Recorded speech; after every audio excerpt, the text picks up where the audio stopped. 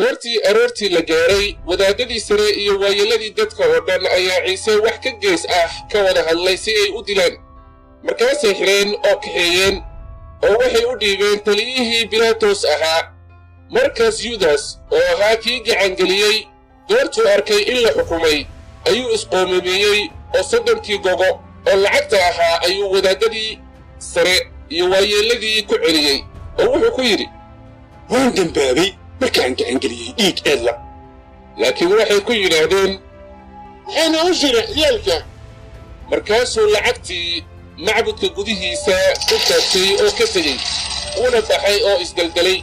kolkaasaa wadaaddadii sare lacagtii qaadeen oo waxay yidhaahdeen, xalaal ma aha in qasnadda quduuska ah lagu rido, waayo waa dhiig iibkiis. markaasay ka wada hadleen oo waxay ku iibsadeen dhulka dharyasameeyaha iyo in shisheeyaha lagu aaso. sidaa darteed ilaa maanta dhulkaas waxaa loogu yeedhaa dhulkii dhiigga. markaas waxaa noqotay wixii nebi yeremiyah lagaga hadlay markuu yidhi, waxay qaateen 30 gabdho oo lacagtaha oo ah iibkii lagu qiimeeyey isaga, kii ibni Israa'iil ku qiimeeyeen, waxayna ka bixiyeen dhulka dharyasameeyaha sida Rabbigu iigu amray.